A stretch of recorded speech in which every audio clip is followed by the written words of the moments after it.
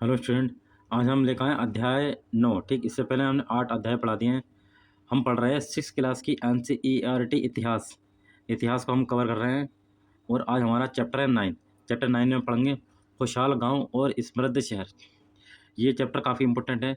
इसमें ये बताया गया कि जो गांव के लोग हैं खुशहाल अपना जीवन किस तरीके से जी रहे थे और शहरों की व्यवस्था किस तरीके से की गई थी और तरह तरह के औजारों का प्रयोग कैसे किया जाएगा, इसके बारे में चर्चा की गई है। तो हम इसमें पढ़ते हैं। लोहे की दुकान पर प्रभाकर प्रभाकर लोहारों को काम करते देख रहा था। एक छोटी सी बेंच पर कुल्हाड़ी और हंसिया जैसी कुछ औजार बेचने के लिए रखे थे। जैसे आपने कहीं देखा होगा, लोहार जो होता है, लोहार जो गर्म लोहा करके उससे पीटता, जैसे कोई आपको हंसिया बनाना, कोई छुरी बनानी है या कोई हथौड़ा बनाना, तो आपने देखा होगा नहीं कि पीटता है लोहा गर्म करके। तो वो मतलब काफ़ी तरह तरीके के औजार भी बनते हैं, लोहार बनाता है इस तरीके के। दूसरी ओर भट्टी जल रही थी। औजार बनाने के लिए दो लोग लोहे की एक छड़ को गर्म करके उसे पीट रहे थे। प्रभाकर को ये सब बड़ा मज़ेदार लग रहा था। जो जैसे बच्चे वगैरह होते हैं ना, देखते हैं तो बड़ा आनंद ले रहे थे कि लोहा गर्म हो रहा है, फिर वो हथौड़े से उसको पीट रहा है। तो ये बच्चे जैसे आनंद ले रहे थे कि मतलब बड़ा अच्छी चीज़ हो रही है। ठीक, चलिए आगे देखते हैं। लोहे के औजार और खेती। लोहे का प्रयोग आज एक आम बात है। लोहे की चीज़ें हमारी रोज़मर्रा की ज़िंदगी का हिस्सा बन गई हैं। आज के टाइम की बात करें, लोहा लोहा आज के टाइम पे काफ़ी इम्पोर्टेंट बन गया है। इस उपमहाद्वीप में लोहे का प्रयोग लगभग 3,000 साल पहले शुरू हुआ था। ये इम्पोर्टेंट बात निकल कर आई है। कितने हज़ार साल पहले? 3,000 साल पहले आज से शुरू हुआ था लोहे का। महापाषाण महापाषाण कब्रों में लोहे के औजार और हथियार बड़ी संख्या में मिले हैं। महापाषाण संस्कृति है, उसमें लोहे के औजार भी मिले हैं। इनके बारे में तुम अध्याय 5 में पढ़ चुके हैं। अध्याय हमने 5 में पढ़ा था उसके बारे में। करीब 2500 साल पहले लोहे के औजार के बढ़ते उपयोग का प्रमाण मिलता है। 2500 साल पहले मतलब 3,000 साल पहले लोहे की खोज हुई थी, तो 2500 साल पहले इसका प्रयोग बढ़ता गया धीरे धीरे। ठीक, और जंगलों को साफ करने के लिए कुल्हाड़ियाँ और जुताई के लिए हलों के फाल आदि शामिल हैं। अध्याय 6 में तुमने पढ़ा था कि लोहे के फाल के इस्तेमाल से कृषि उत्पादन कैसे बढ़ गया। ठीक है नहीं, लोहे के उत्पादन से पहले एक जैसे हल हुआ करता था। हमने अध्याय 6 में हमने पढ़ा था कि मान लिया जैसे ये हल है, ठीक, ये इस तरीके से लकड़ी का बना होता था। फिर इसके बाद ये फाल कैसा बना दिया? लोहे का बना दिया। जो लोहे का बना दिया तो खेती करने में आसानी होने लगी। इस तरीके से फिर कृषि का उत्पादन काफ़ी बढ़ गया था। ये कुछ लोहे के चित्र बने हुए हैं। लोहे के जैसे ये बना रखे, जैसे कुल्हाड़ी, ये कुल्हाड़ी का चित्र है। ये क्या आपका? ये आपका संडासी है। ठीक है, ये संडासी का चित्र है आपका। इसी तरीके से ये हंसिया है आपका, हंसिया के चित्र बना रखे हैं। ये लोहे के चित्र हैं। कृषि उत्पादन बढ़ाने के लिए उठाए गए अन्य कदम। क्या कदम हो सकते हैं? समृद्ध गांवों के बिना राजाओं तथा उनके राज्यों का बने रहना मुश्किल था। समृद्ध गांवों के जो बिना हैं, राजा और उनके राज्यों का बना रहना मुश्किल था। जिस तरह कृषि के विकास में नए औजार तथा रोपाई महत्वपूर्ण कदम थे, उसी तरह सिंचाई भी काफ़ी उपयोगी साबित हुई। इस समय सिंचाई के लिए नहरें, कुएं, तालाब तथा कृत्रिम जलाशय बनाए गए। इसमें कृषि के उत्पादन के लिए नहरें, कुएं, तालाब और कृत्रिम जलाशयों का विकास होता गया। इस चार्ट में तुम्हें सिंचाई से आए परिवर्तन दिखाए गए हैं। खाली स्थानों में सही वाक्य भरो। लोगों द्वारा परिश्रम किया गया था। किसानों को लाभ मिला क्योंकि वे अब उत्पादन की अनिश्चितता घटी। कर अदा करने के लिए किसानों को उत्पादन बढ़ाना था। राजाओं ने सिंचाई की कौन सी योजना बनाई और धन खर्च किया। अगला, गांवों में कौन लोग रहते थे? यदि गांव की बात करें, इस उपमहाद्वीप के दक्षिण तथा उत्तरी हिस्से के, अगर दक्षिणी की बात करें, ये आपका दक्षिणी एरिया और उत्तरी हिस्से में अधिकांश गांवों में कम से कम 3 तरह के लोग रहते थे। 3 तरह के लोग रहते थे। जैसे तमिल में बड़े भूस्वामियों को बेल्लाला। तमिल में जो बड़े भूस्वामी थे उनको बोलते थे बेल्लाला। ये एक एनसीईआरटी की बात निकल कर आ गई। अगर कोई पूछना बेल्लाला किसे कहते हैं, तो तमिल में जो बड़े भूस्वामी होते थे उनको वो बोलते थे बेल्लाला। साधारण हलवाओं को उड़बार कहते थे। भूमिहीन मजदूर तथा दास को क्या बोलते थे? कड़े सियार और अधिमई कहलाते थे। देश के उत्तरी हिस्से में गांव का प्रधान व्यक्ति ग्राम भोजक कहलाता था। तो देश का उत्तरी हिस्से की बात करें तो ग्राम भोजक कौन था? गांव का प्रधान। अक्सर एक ही परिवार के लोग इस पद पर कई पीढ़ी तक बने रहते थे। एक ही परिवार के लोग कई पीढ़ी तक इसमें बने रहते थे। जैसे यानी कि ये पद आनुवंशिक था। ग्राम भोजक के पद पर आमतौर पर गांव का सबसे बड़ा भूस्वामी होता था। सबसे बड़ा कौन होता था? भूस्वामी। साधारणतः इनकी जमीन पर इनके दास और मजदूर काम करते थे। दास मतलब जैसे जो गुलाम हुआ करते थे, मजदूर काम करते थे। इसके अलावा प्रभावशाली होने के कारण प्रायः राजा भी क्या कर वसूलने का काम करते थे। राजा भी क्या वसूलते थे? कर। ये न्यायाधीश और कभी कभी पुलिस का काम भी करते थे। कौन? राजा लोग। ग्राम भोजकों के अलावा अन्य स्वतंत्र किसान भी होते थे, जिन्हें गृहपति कहते थे। कुछ अन्य स्वतंत्र किसान भी होते थे जिन्हें हम क्या कहते थे? गृहपति। इनमें ज़्यादातर छोटे किसान ही होते थे। इसके अलावा जो है कुछ ऐसे स्त्री पुरुष थे जिनके पास अभी अपनी ज़मीन नहीं होती थी। इनमें जो दास ज़्यादातर कौन आते थे? दास आते थे, जिनके पास अपनी ज़मीन नहीं होती थी। ठीक। और कर्मकार आते थे, जिन्हें दूसरों की ज़मीन पर काम करके अपनी जीविका चलानी पड़ती थी। दास बेसिकली हम बोलते हैं उस समय का कि गुलाम टाइप का हुआ दास और दासी। ऋग्वेद में इनका उल्लेख किया गया है। तो इनके पास अपनी ज़मीन नहीं होती थी, दूसरों की ज़मीन पर काम करके अपना पेट पालते थे ये लोग। अधिकांश गांवों में लोहार, कुम्हार, बढ़ई तथा बुनकर जैसे शिल्पकार भी होते थे। कौन कौन से को? लोहार, कुम्हार, बढ़ई और बुनकर। 4 लोग हो गए और शिल्पकार भी होते थे कुछ। ठीक। प्राचीनतम तमिल रचनाएं। तमिल की प्राचीनतम रचनाओं को संगम साहित्य कहते हैं। एक इम्पोर्टेंट बात और आगे निकल के, संगम साहित्य कैसे कहते हैं? जो तमिल की जो रचनाएं हैं। ठीक। इनकी रचना करीब 2300 साल पहले की गई थी। इन्हें संगम इसलिए कहा जाता है क्योंकि मदुरै के कवियों के सम्मेलन में इनका संकलन किया जाता था। गांव में रहने वालों के लिए जिन तमिल नामों का उल्लेख किया गया है वे संगम साहित्य में पाए जाते हैं। नगर क्या कहती हैं कहानियाँ, यात्रा विवरण और मूर्तिकलाएं और पुरातत्व। तुमने जातकों के बारे में सुना होगा। ये वो कहानियाँ हैं जो आम लोगों में प्रचलित थी। बौद्ध भिक्षुओं ने इनका संकलन किया। यहाँ एक जातक कथा दी गई है जिसमें ये बताया गया है कि एक निर्धन किस तरह धीरे धीरे धनी बन गया। निर्धन माने होता गरीब। एक गरीब व्यक्ति किस तरीके से अमीर बन गया। जातक कथा हम देखते हैं किस तरीके से बन गया। उसके बारे में एक छोटी सी कहानी है। जैसे थोड़ा एक चतुराई से काम लिया जाएगा। एक निर्धन की चतुराई क्या है इसमें? एक शहर में एक गरीब युवक रहता था, एक गरीब व्यक्ति रहता था। उसके पास एक मरे चूहे के अलावा कुछ नहीं था। एक चूहा मरा हुआ था, उसके पास कुछ नहीं था। अब क्या होता देखो, उसने उस चूहे को एक सिक्के में एक भोजनालय वाले की बिल्ली के लिए बेच दिया। बिल्ली को बेच दिया कि बिल्ली क्या उस चूहे को खा लेगी, तो शायद कि थोड़ा बहुत कुछ मिल जाए। एक सिक्का मिला उसे। क्या मिला? एक सिक्का मिला। फिर एक दिन बड़ी जोर की आंधी आई। एक राजा था, राजा का बगीचा टूटी टहनियाँ और पत्तों से भर गया बिल्कुल। उनका माली इसे साफ करने की बात से परेशान हो उठा है कि यार इतना कचरा जमा हो गया, इसको साफ करना। तो युवक ने माली से कहा कि अगर लकड़ियां और पत्ते उसे मिल जाएं तो वह बगीचे की सफाई कर सकता है। यानी कि जो लकड़ी और पत्ते गिरे हैं अगर हमें मिल जाए तो हम उसकी सफाई कर देंगे फ्री में। तो माली क्या है, माली क्या बिल्कुल मान गया तुरंत उसकी बात को। युवक ने फिर क्या करा, पास खेल रहे बच्चे को ये कहकर इकट्ठा कर लिया कि वे प्रत्येक टहनी जो इकट्ठा करेगा और पत्ते को बदले में उन्हें एक एक मिठाई मिलेगी। बच्चे खुश हो गए। देखते ही देखते उन्होंने बगीचे से एक एक तिनका चुन चुनकर गेट के पास इकट्ठा कर दिया, गेट के पास ढेर लगा दिया। तभी उधर से क्या है, राजा का कुम्हार बर्तनों को पकाने के लिए ईंधन ढूंढ रहा था और ईंधन की तलाश में गुजरा। उसने ढेर देखा, उसने पूरे ढेर को खरीद लिया। इस तरह युवक के पास कुछ पैसे आ गए। ठीक। अब उस युवक ने एक और योजना बनाई कि पैसे तो आ गए, अब देखते हैं किस तरीके से और अमीर बना जा सकता है। एक बड़े बर्तन में पानी भरकर वे नगर के द्वार पर गया। बड़े से बर्तन में पानी भरा और नगर के द्वार पर गया और वहाँ उसने कुछ लोग घास काट रहे थे। घास काटने वाले 500 लोगों को उसने पानी पिलाया। अब 500 लोगों को पानी पिलाया तो 500 लोग खुश हो गए। खुश होकर उन लोगों ने कहा, तुमने हमारे लिए इतना अच्छा काम किया, बताओ अब हम तुम्हारे लिए क्या कर सकते हैं। उसने कहा, मैं आपको ये तब बताऊंगा जब मुझे आपकी सहायता की ज़रूरत होगी।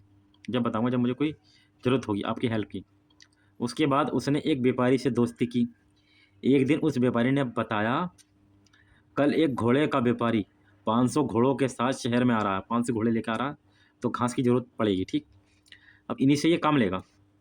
ये सुनकर उस युवक ने उन घास काटने वालों के पास जाकर कहा, जिनने इनने 500 लोगों को पानी पिलाया था जो घास काट रहे थे, उनसे इनने कहा, कृपया तुम सब एक एक घास का गट्ठर मुझे दो और अपनी घास तब तक मत बेचो जब तक मेरी न बिक जाए।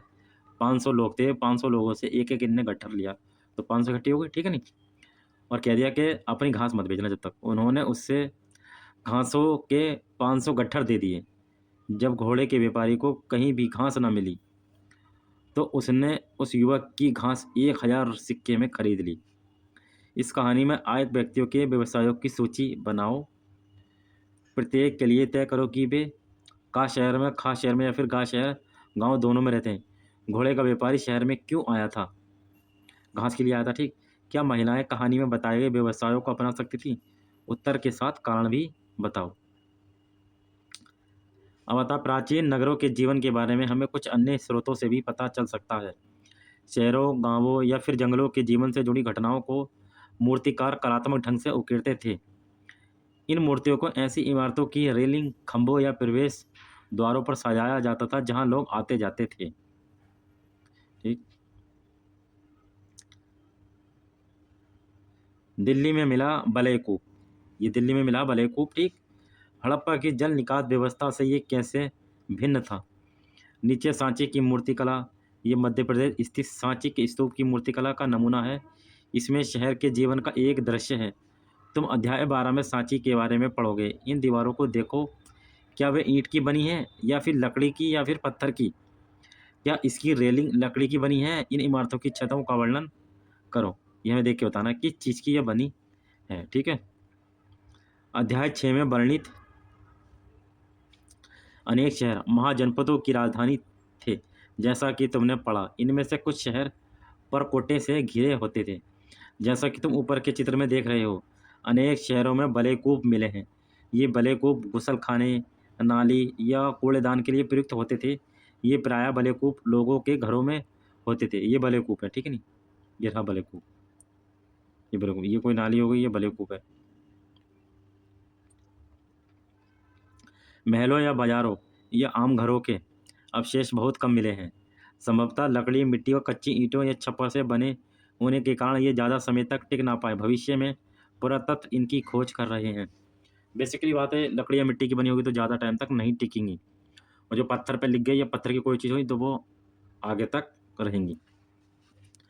प्राचीन शहरों के बारे में वहाँ गए नाविकों तथा यात्रियों के विवरणों द्वारा भी पता चलता है। ऐसा ही एक विस्तृत विवरण किसी अज्ञात यूनानी नाविक का है, जिन बेरीगाजा, भरूच। एक कहानी है इसकी, यूनानी नाम की कहानी है, हम बताएं बेरीगाजा। बेरीगाजा एक संकरी समुद्री खाड़ी से आने वाले नावों के लिए नाव चलाना बहुत मुश्किल होता था यहाँ पर बेरीगाजा में। तो राजा के द्वारा जो कुशल, नियुक्त और अनुभवी जो स्थानीय मछुआरे थे, वो यहाँ जहाज ला सकते थे। उन्हें इस चीज़ की ट्रेनिंग दी गई थी कि यहाँ से जहाज़ों को कैसे लेके आ जा सकते हैं। तो बेरीगाजा में जो शराब, तांबा, टिन, शीशा, मूंगा, पोखराज, कपड़े, सोना, चांदी, ये चीज़ हमारे यहाँ आती थी, ठीक। और भारत से क्या जाता था हमारा? जड़ी बूटियाँ, हाथी के दांत, गोमेद, कालीन, सूती कपड़ा, रेशम, इत्र यहाँ से भेजा जाता था, ठीक। और राजा के लिए विशेष व्यापारी उपहार लाते थे, जिसमें चांदी के बर्तन हो गए, गायक किशोर हो गए जो गाने गाते थे, सुंदर औरतें लेकर आते थे, अच्छी शराब और उत्कृष्ट महीन कपड़े लेकर आते थे। तो इसी तरीके से वस्तुओं का आदान प्रदान होता था। कुछ चीज़ें वस्तुएं आती थी, कुछ चीज़ें वस्तुएं यहाँ से जाती थी। अब सिक्कों के बारे में हम देखते हैं। ये कुछ सिक्के दिए गए हैं, ठीक। तुमने देखा कि किस तरह सिक्कों के आधार पर संपत्ति का मूल्यांकन किया गया है। पुरातत्वविदों को इस युग के हजारों सिक्के मिले हैं। सबसे पुराने कौन से सिक्के थे? आज सिक्के थे। पीछे हमने पढ़ा था आज सिक्के, जिनको हम पंचमार सिक्के भी कहते हैं, और जो कूट कूट कर ठप्पा लगाकर बनाए गए थे, जो करीब 500 साल तक चले। इसका चित्र नीचे दिया गया है। चांदी या सोने के सिक्कों पर विभिन्न आकृतियों को आहत कर बनाए जाने के कारण इन्हें आहत सिक्का कहा जाता था। ये सिक्के आप देख सकते हैं, जैसे ये कोई जानवर का चित्र बना हुआ, ठीक, जब चित्र है। और ये कौन थे? पंचमार्क टिक्के, जो एक ठप्पा कूट कूट कर पीट पीट कर बनाते थे हम सिक्के। और किसके होते थे? चांदी के होते थे ये, ठीक। विनिमय के अन्य साधन क्या होते थे? विनिमय के साधन, संगम साहित्य की इस छोटी सी कविता को पढ़ो। खेतों के सफ़ेद धान गाड़ियों पर लदे जा रहे हैं, नमक के लिए लंबे लंबे रास्ते, चांदी सी सफ़ेद रेत पर परिवार को समेटे, कहीं पीछे छूट ना जाए। शहरों से नमक के सौदागरों के यूं चले जाने से सिर्फ सन्नाटा रह जाता है। समुद्र के किनारे नमक का बहुत ज़्यादा उत्पादन होता था। व्यापारी किस चीज़ से इनका विनिमय करते थे, वे किस प्रकार यात्रा कर रहे थे। जैसे मैं आपको बताऊँ, जैसे आपके पास चावल है, ठीक, और एक व्यक्ति के पास गेहूँ है, तो अब ऐसा विनिमय इस तरीके से, जैसे गेहूँ दे दो चावल ले लो, इस तरीके से होता था। या आपके पास पानी की व्यवस्था ज़्यादा है, या एक दूसरे के पास दूध है तो दूध ले लो, पानी दे दो, इस तरीके से विनिमय होता था उस टाइम की बात में। नगर अनेक गतिविधियों के केंद्र क्या हो सकते हैं। अक्सर नगर कई कारणों से महत्वपूर्ण हो जाते हैं। उदाहरण के लिए मथुरा को देखो, ये 2500 साल से भी ज़्यादा समय से एक महत्वपूर्ण नगर रहा है। कौन सा? मथुरा। क्योंकि ये यातायात और व्यापार के दो मुख्य इस रास्तों पर स्थित था। इनमें से एक रास्ता उत्तर पश्चिम से पूर्व की ओर, दूसरा उत्तर से दक्षिण की ओर जाने वाला था। शहरों के चारों ओर किलेबंदी थी, इसमें अनेक मंदिर थे। आसपास के किसान तथा पशुपालक शहर में रहने वालों के लिए भोजन जुटाते थे। मथुरा बेहतरीन मूर्तियों का केंद्र हुआ करता था। कौन सा? मथुरा। लगभग 200 साल पहले मथुरा कुषाणों की राजधानी, दूसरी राजधानी बनी। कितने? 2000 साल पहले मथुरा, ठीक। इसके बारे में तुमने अगले अध्याय में पढ़ोगे। मथुरा एक धार्मिक केंद्र भी रहा है। मथुरा, यहाँ पर बौद्ध विहार और जैन विहार दोनों के मंदिर हमें मिलते हैं मथुरा में। ये कृष्ण भक्ति का एक महत्वपूर्ण केंद्र था मथुरा। मथुरा में पिस्तर खंडों तथा मूर्तियों पर अनेक अभिलेख मिले हैं। आमतौर पर ये संचित अभिलेख हैं, मतलब कुछ कम लिखा हुआ, ठीक, जो स्त्रियों तथा पुरुषों द्वारा मठों या मंदिरों को दिए जाने वाले दान का उल्लेख करते हैं। ये अभिलेख जो हैं, जो आपकी स्त्रियों पुरुष हैं, वो जो मठ और मंदिर हैं, उनमें जो दान का उल्लेख किया गया है, इनमें प्रायः शहर के राजा, रानी, अधिकारी, व्यापारी, शिल्पकार इस प्रकार के दान करते थे। कौन दान करता था? शहर का राजा और रानी और अधिकारी, व्यापारी, शिल्पकार, ये लोग दान किया करते थे मठ और मंदिरों में। उदाहरण के लिए मथुरा के अभिलेख में सुनारों, लोहारों, बुनकरों, टोकरी बुनने वालों, माला बनाने वालों और इत्र बनाने वालों का उल्लेख हमें मिलता है मथुरा में। इसके सुनार, लोहार, बुनकर, टोकरी और माला और इत्र, इनके बनाने वाले लोगों का उल्लेख हमें मिलता है। तो ये बेसिकली मथुरा के लोगों की व्यवसाय की एक सूची बनाओ। ऐसे व्यवसाय का नाम बताओ जो हड़प्पा में नहीं था। शिल्प तथा शिल्पकार। पुरास्थलों से शिल्पों के नमूने हमें मिले हैं। इनमें मिट्टी के बहुत ही पतले और सुंदर बर्तन मिले हैं, जिन्हें उत्तरी काले चमकीले पात्र कहा जाता है, क्योंकि ये ज़्यादातर उपमहाद्वीप के उत्तरी भाग में मिले हैं तथा ये प्रायः काले रंग के होते हैं और इनमें खास चमक होती है। काले रंग के होते हैं और इनमें खास चमक होती है। ध्यान रहे कि अन्य दूसरे शिल्पों के अवशेष नहीं बचे होंगे। दूसरे शिल्प के अवशेष नहीं बचे होंगे, जैसे वो वाले नहीं बचे होंगे, जैसे कोई मिट्टी का कोई खिलौना बना होगा, ठीक, वो नहीं बचा होगा, ठीक। लकड़ी की कोई चीज़ होगी, वो नहीं बची होगी, क्योंकि 2000 साल पहले की बात हो रही है, तो वो नष्ट हो गई होगी। जैसा कि विभिन्न ग्रंथों से हमें पता चलता है कि कपड़ों का उत्पादन बहुत महत्वपूर्ण था। उत्तर में वाराणसी, दक्षिण में मदुरै इसके लिए प्रसिद्ध केंद्र थे। उत्तर में वाराणसी कपड़ों के लिए प्रसिद्ध केंद्र था और दक्षिण में मथुरा कपड़ों के लिए प्रसिद्ध केंद्र था। यह स्त्री पुरुष दोनों काम करते थे। कहाँ पर? वाराणसी और मदुरै में मेल फीमेल दोनों काम किया करते थे कपड़ों के लिए। अनेक शिल्पकार तथा व्यापारी अपने अपने संघ बनाने लगे थे। कौन? शिल्पकार और व्यापारी, ये दोनों क्या बनाने लगे थे? अपने अपने संघ, ठीक। संघ बने यानी कि एक समूह बनाने लगे थे, जिन्हें हम क्या कहते हैं? श्रेणी कहते हैं। इस संघ को क्या बोलते हैं हम? श्रेणी, ठीक, श्रेणी। शिल्पकारियों की श्रेणी का नाम, शिल्पकारों की श्रेणियों का काम प्रशिक्षण देना। प्रशिक्षण का मतलब होता है ट्रेनिंग देना, ठीक।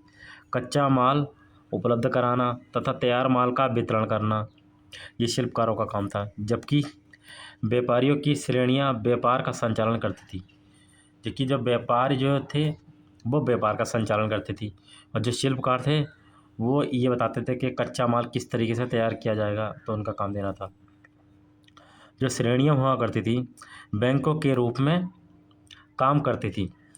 जो संघ बनाया, इस संघ को हमने श्रेणी बोला। श्रेणी क्या है? एक बैंक के रूप में काम करती थी जहाँ पर लोगों के पैसा वगैरह जमा होते थे, जहाँ लोग पैसा जमा रखते थे। इस धन का निवेश लाभ के लिए किया जाता था। उससे मिले लाभ का कुछ हिस्सा जमा करने वालों को लौटा दिया जाता था या फिर मठ आदि धार्मिक संस्थानों को दिया जाता था। जैसे मान लिया ये कोई बैंक है, इस बैंक में आपने 100 रुपये रखे, ठीक। मान लिया इसमें 10 रुपये का लाभ हुआ, ठीक, तो कितनों का 110 हो गए।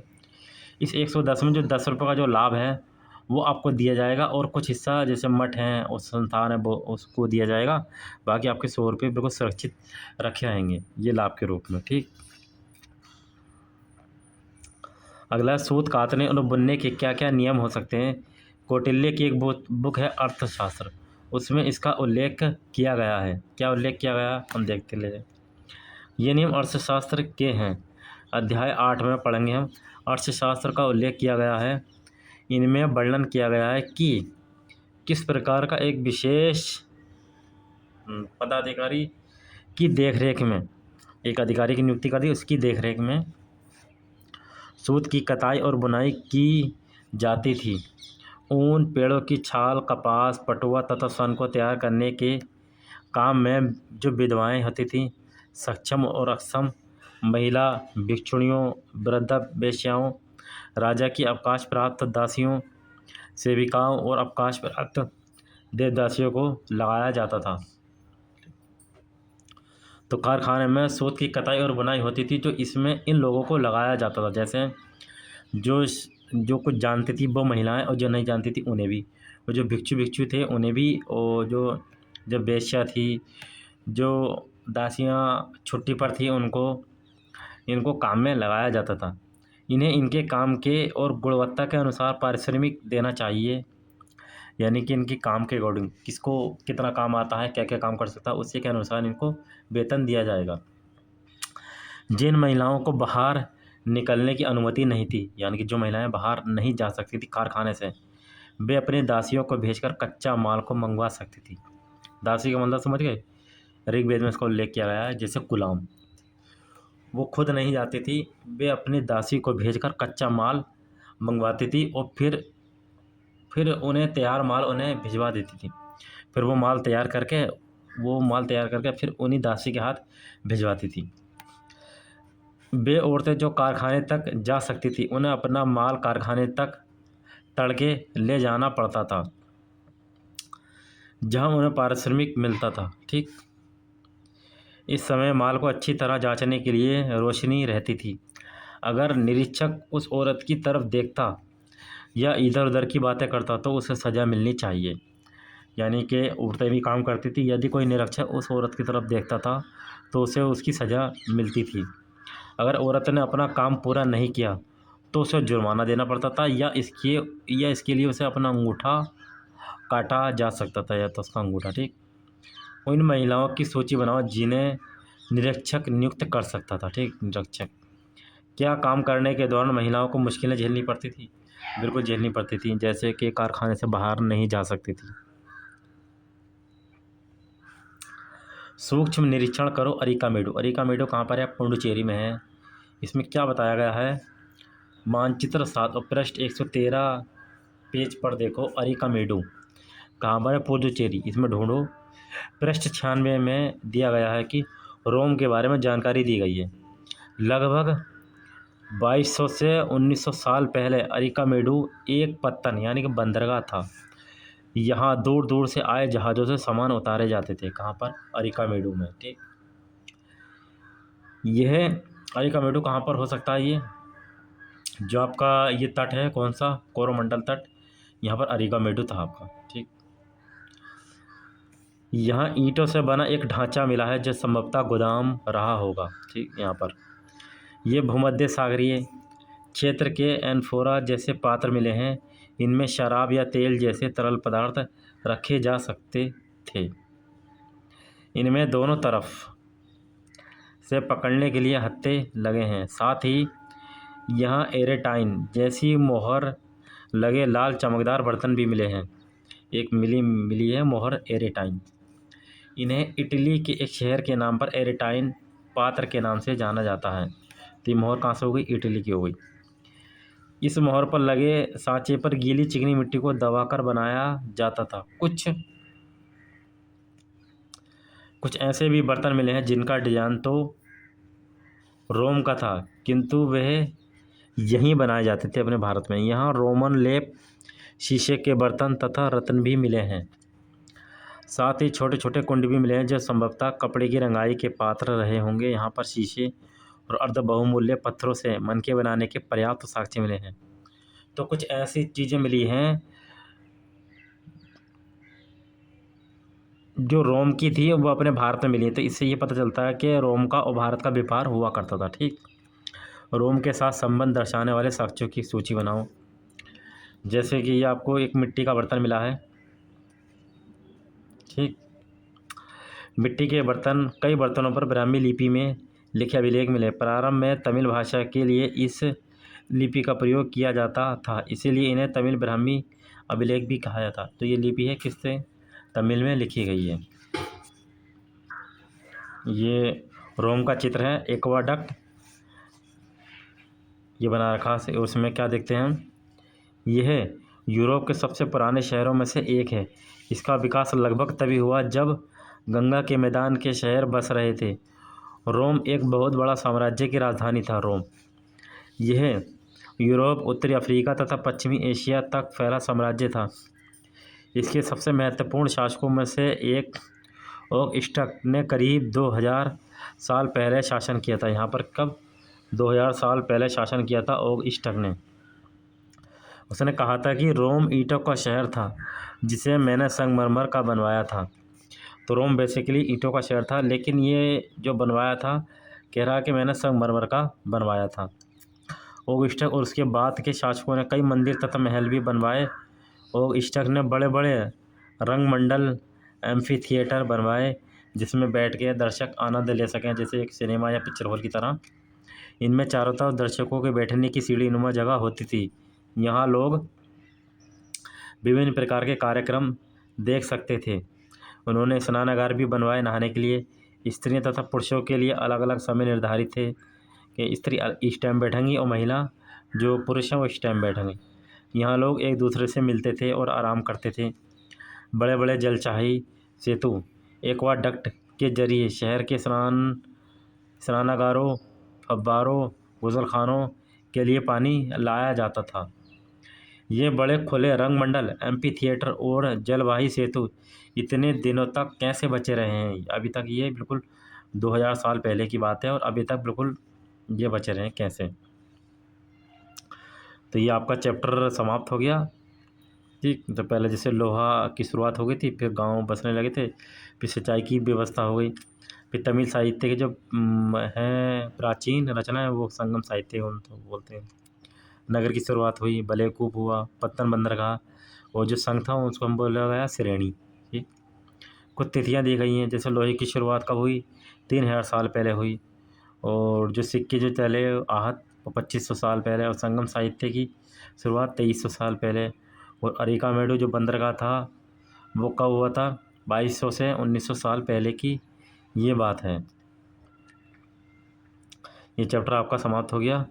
अब आपका अगला चैप्टर चलेगा, चैप्टर 10।